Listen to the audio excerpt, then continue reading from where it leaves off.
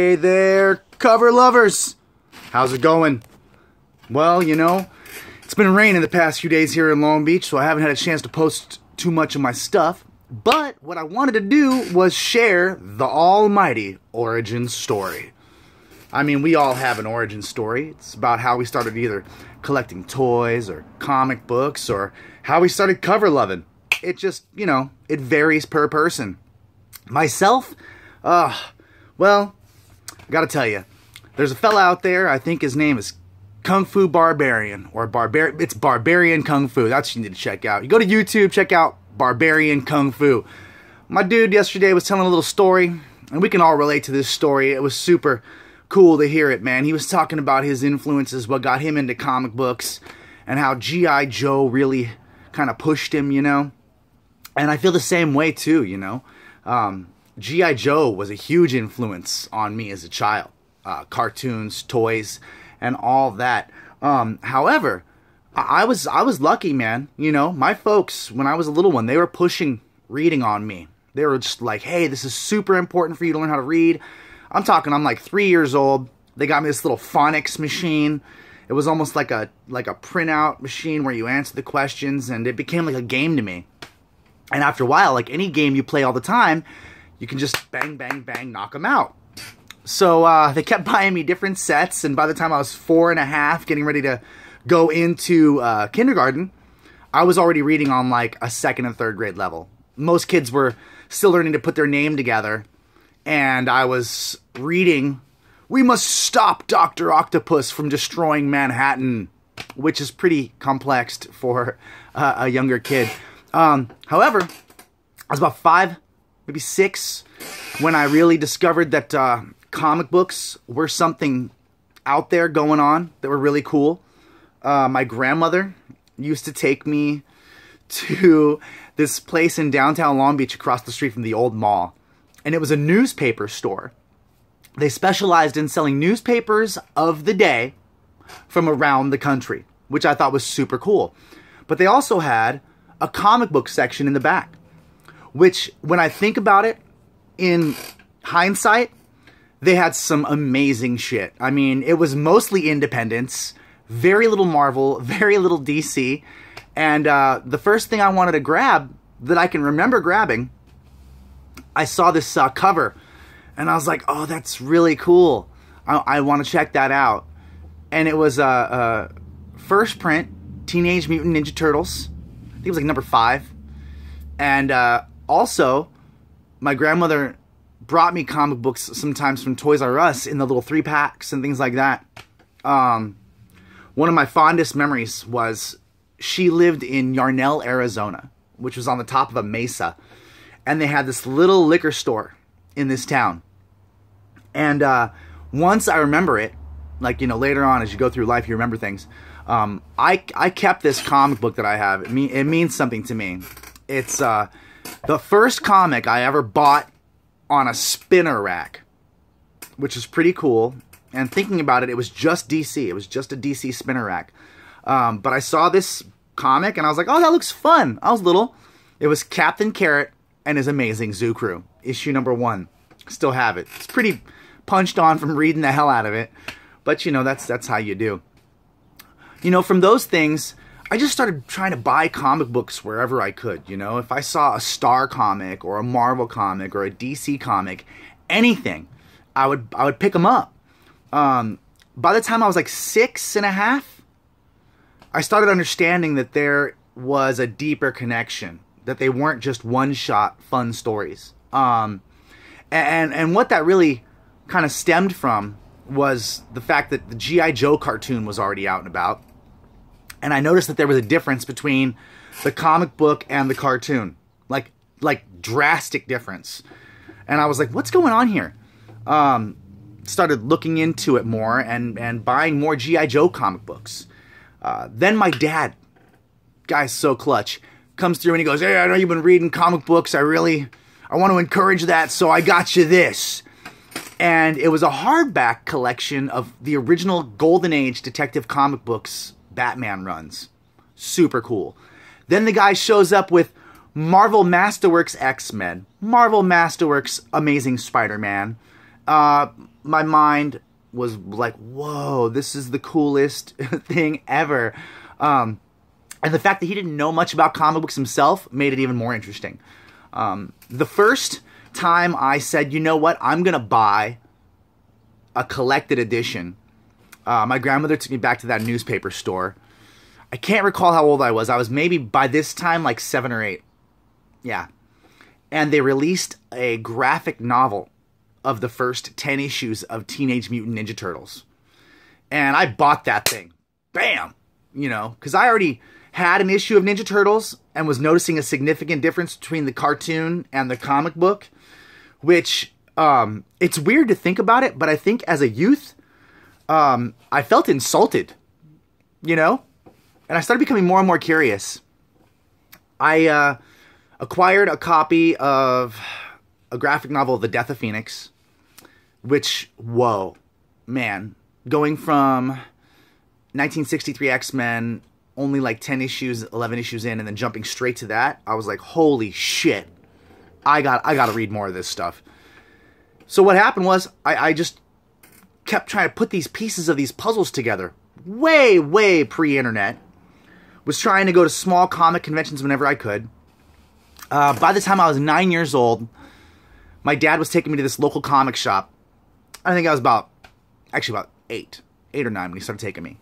It was owned by this old Italian man. Wonderful guy. His name was Tony Raiola. He's still out there, kicking butt. Tony Raiola. The company was called Pacific Fantasy Comics. It was in Naples, California. This dude was a Frazetta maniac. I mean, he had everything Frazetta. He was way ahead of the game. I just was a little kid trying to figure out how to get more comics. So I started buying comics from his quarter bin and his 10-cent bin and using these circulars and flyers he had to see if there was upcoming shows.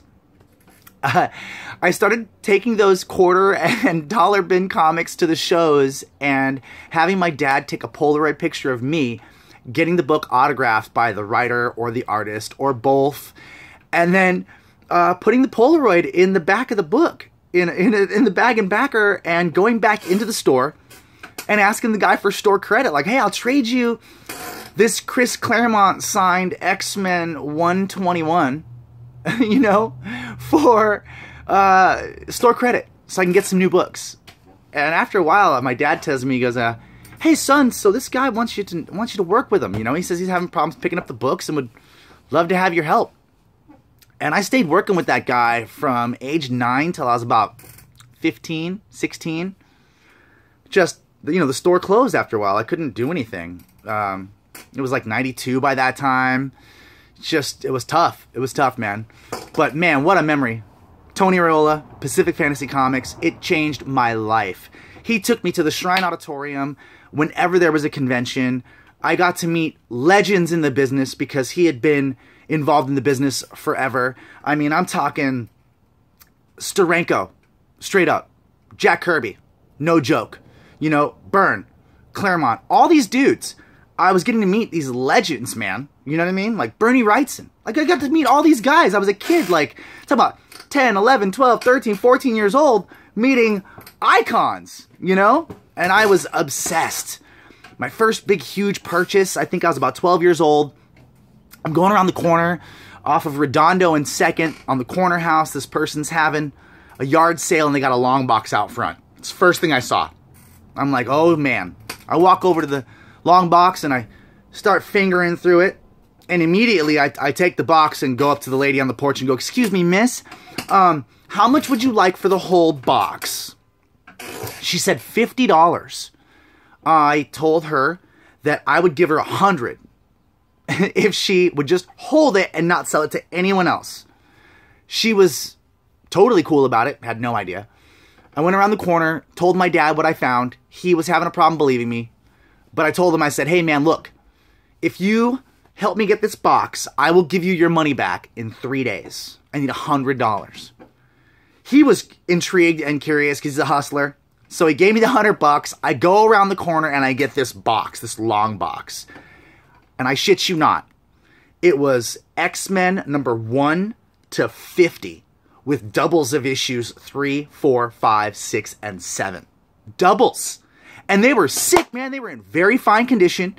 Issue number 1, I mean, if it's modern time, I would have graded it. It probably could have got a 3. Brown paper, a little messed up, but it was, I almost shit my pants. I was blown away. I was just so overwhelmed that I said immediately to myself, I can do this. I started looking, and in the long box was almost a complete run of 1 to 150 with doubles and newsstand variants and direct market. It was sick, dude. It was sick. And I sold the doubles off, got the issue number 4 off to the old man at the comic shop for $100, which was a deal. A deal. He was so stoked. Paid my dad back.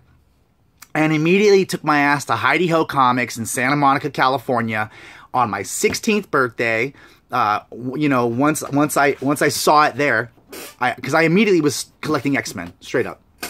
And I bought a copy of Giant Size X-Men Annual number 1 for $95. It was near mint, Heidi Ho Comics, like 92, maybe even earlier than that. And actually, you know what? It wasn't my 16th birthday. It's been so long, but I'll tell you what. The history of my love of comic books goes back far. As soon as I could read or see letters or understand the alphabet and knew the alphabet, I wanted to know what these characters were doing. I mean, I had seen The Incredible Hulk on television when I was very, very young. I had some Mego figures that I didn't even know what they were. I had an Amazing Spider-Man, a Hulk, and a Shazam. You know, Captain Marvel. I mean, I'm sure a lot of you guys have this background in collecting that stems from toys, cartoons, whatever, you know, amused you as a child. But man, once I hit comic books, I didn't care. I didn't care about video games. I didn't care about toys that much. I didn't care about anything. I wanted to read and collect comic books. I became obsessed, went to cons over the years, did everything I possibly could, and by the time I was 19, I had 1 through 300 of X-Men and was only missing 3 issues. It was crazy.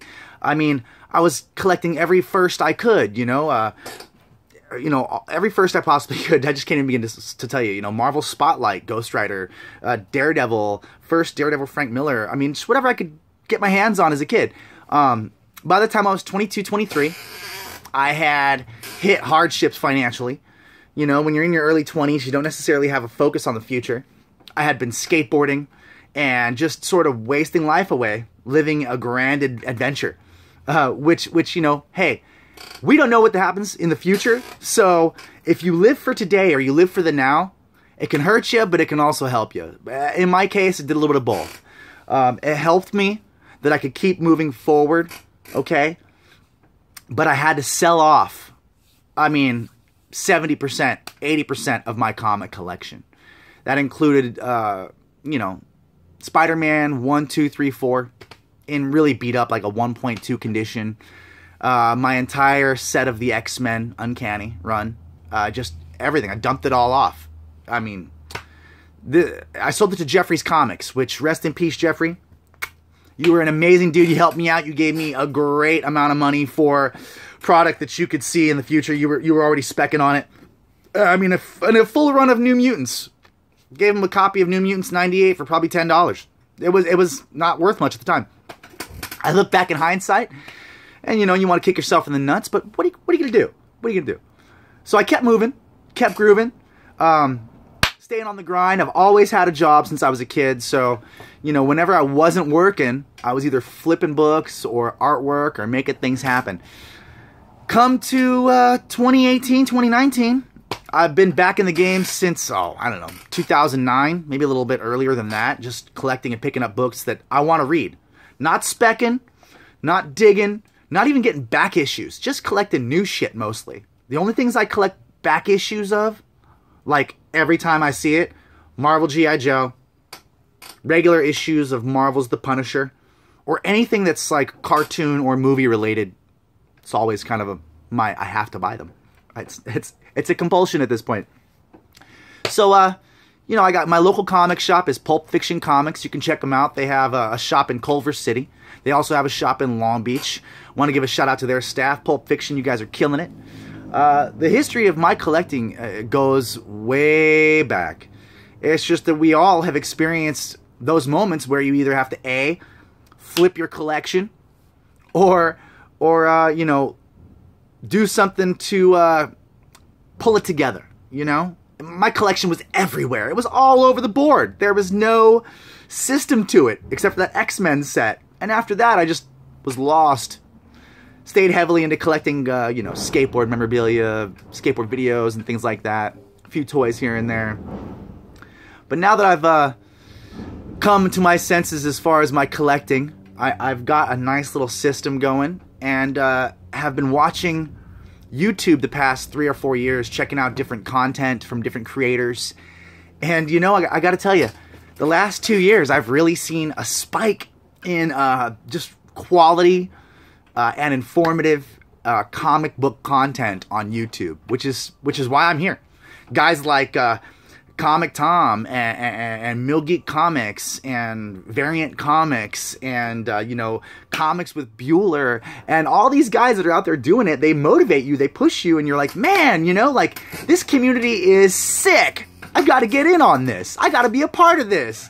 Just the energy alone makes me feel so pumped up.